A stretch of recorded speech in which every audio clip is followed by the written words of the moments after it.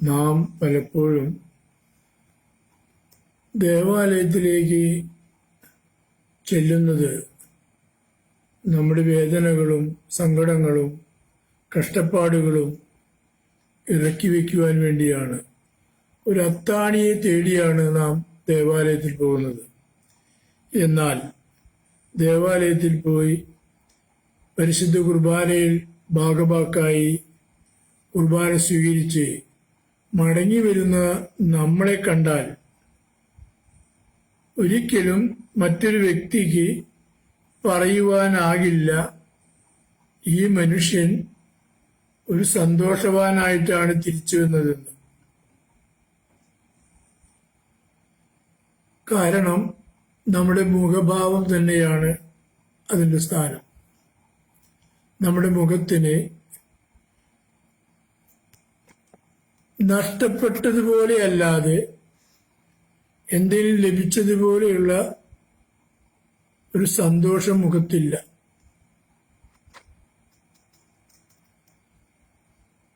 എന്താണ് ഈ അവസ്ഥയ്ക്ക് കാരണം?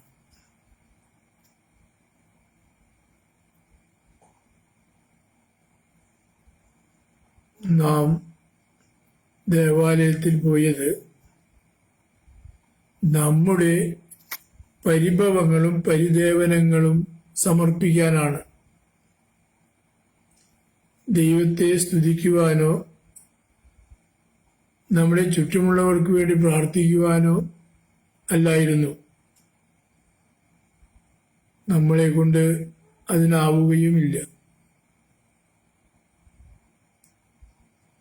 ഈ സാഹചര്യം ആണ് നമ്മുടെ മുഖത്ത്, നമ്മുടെ ഹൃദയത്തിന് സമാധാനം, ശാന്തി ലഭിക്കാതെ പോകാൻ ഉണ്ടായ കാരണം.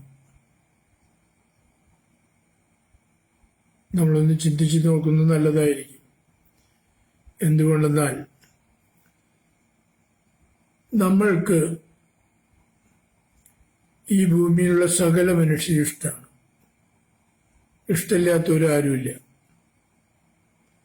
പക്ഷേ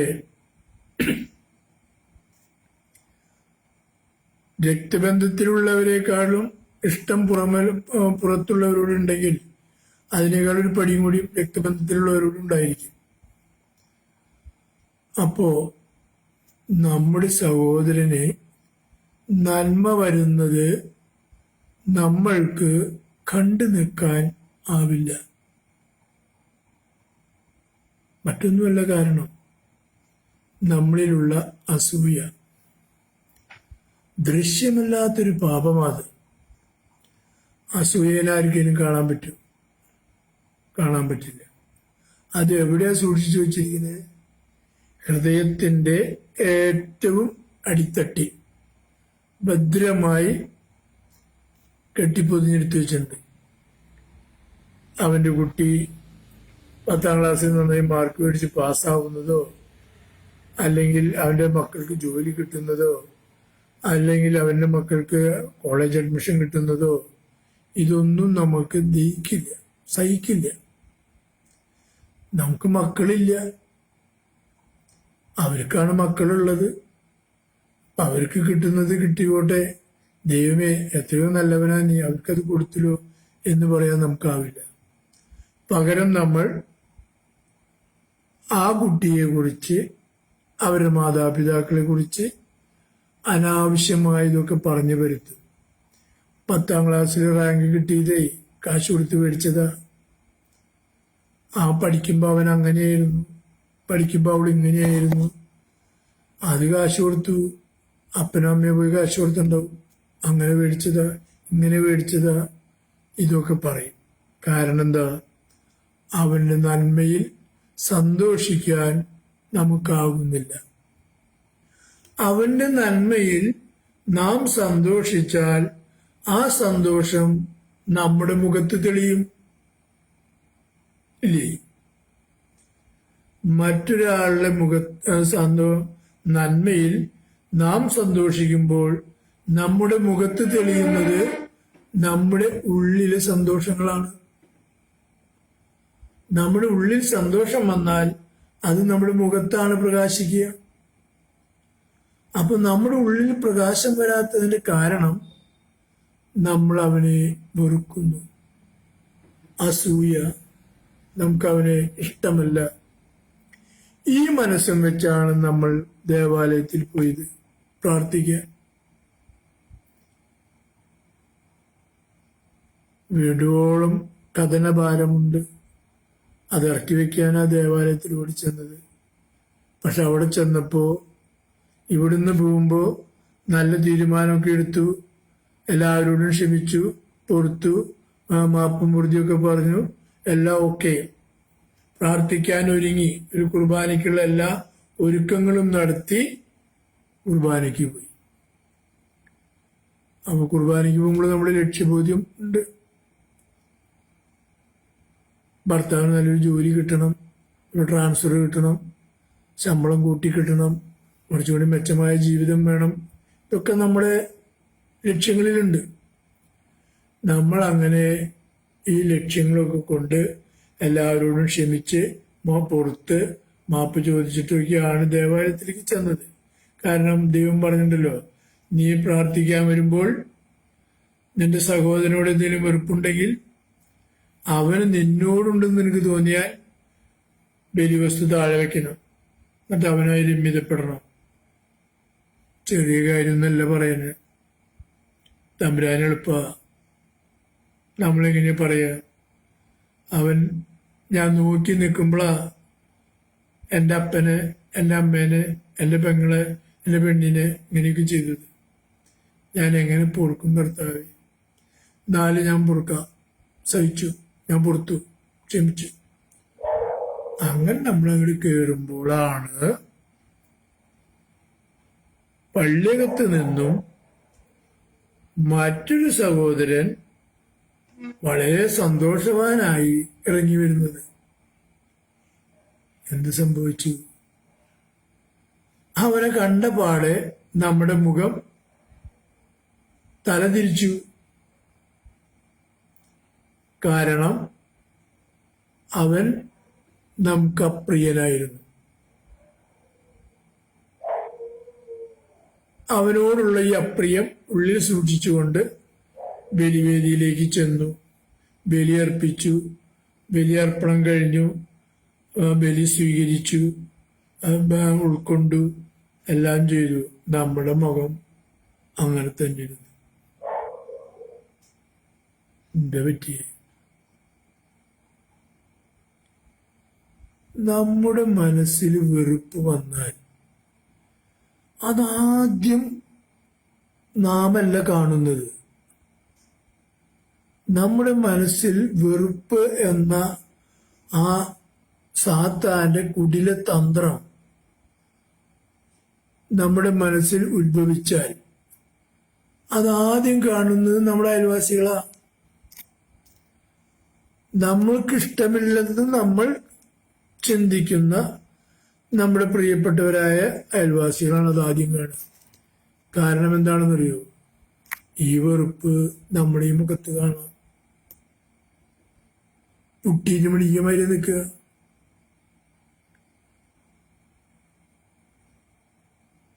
അപ്പോ അത് മറ്റുള്ളവർ കണ്ടു.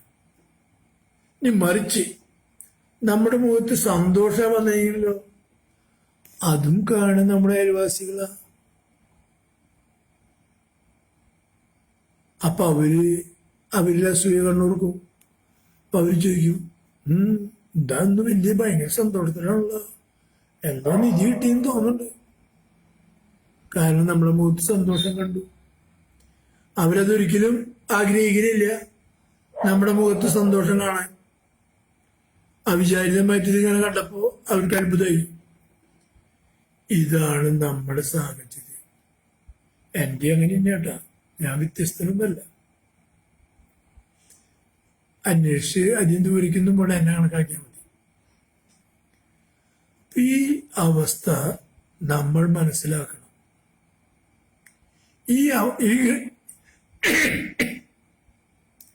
ഈ ഹൃദയം വെച്ചുകൊണ്ടാണ് ദൈവസന്നിധിയിലേക്ക് ബലിയർപ്പിക്കാൻ പോകുന്നത്.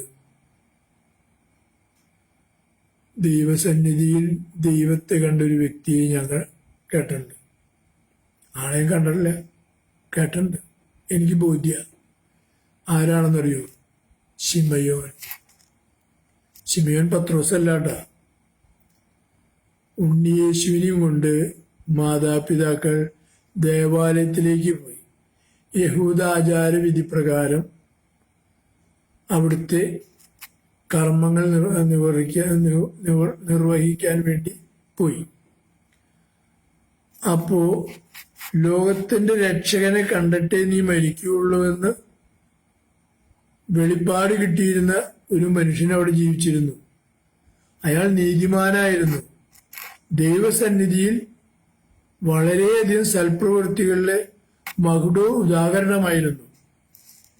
ഉണ്ണീനെയും കൊണ്ട് വരുന്നുണ്ടെന്നുള്ള യാഥാർത്ഥ്യം പരിശുദ്ധാത്മാവ് ഈ ശിമയോനെ അറിയിച്ചു. ശിമയോൻ തിടുക്കത്തിൽ ദേവാലയത്തിൽ വന്ന് ഉണ്ണിയെ എടുത്തു. ഉണ്ണിയെ എടുത്തപ്പോൾ ഈ ശിമയോന്റെ മുഖം പ്രകാശിച്ചു. ശിമയോൻ പ്രഘോഷിച്ചു, ദൈവമേ,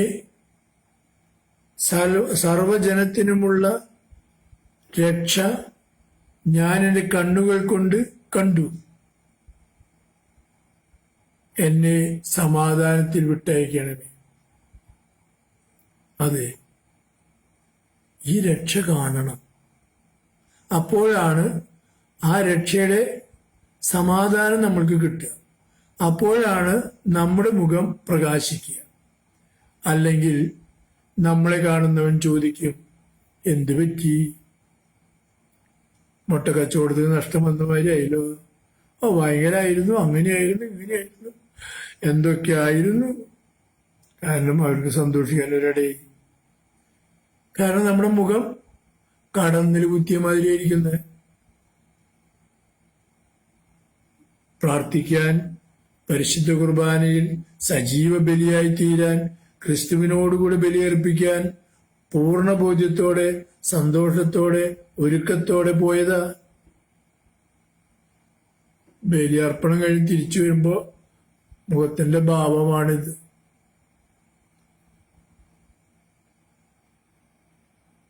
ഇതാണ് നമ്മുടെ അവസ്ഥ. എൻ്റെ പ്രിയ സഹോദരങ്ങളെ, എനിക്ക് നിങ്ങളുമായി പങ്കുവയ്ക്കാനുള്ളത് വലിയ കാര്യങ്ങളൊന്നുമില്ല. ദൈവം ഒരാളെ സഹായിക്കുകയാണെങ്കിൽ, രക്ഷിക്കുകയാണെങ്കിൽ അവന്റെ ആ സന്തോഷത്തിൽ നമുക്ക് ഭാഗമാക്കായിക്കൂടെ? ദൈവം എൻ്റെ മകന് റാങ്ക് മേടിച്ചത്, നിങ്ങൾക്ക് സന്തോഷിച്ചൂടെ? അവന്റെ മകന് റാങ്ക് കിട്ടിയെന്ന്. വല്ല നഷ്ടമുണ്ട? അപ്പൊ ഈ സന്തോഷത്തിന്റെ, ഈ കണ്ണാടിയിലടിക്കുന്ന പ്രതിബിംബത്തിന്റെ പ്രകാശധോരണി നിങ്ങളുടെ മുഖത്തേക്കും വരും. നിങ്ങളും പ്രകാശിക്കും, ഇല്ലേ? സൂര്യന്റെ മുഖത്തേക്ക് നോക്കുന്നത് പോലെയാണോ ചന്ദ്രന്റെ മുഖത്തേക്ക് നോക്കുമ്പോൾ?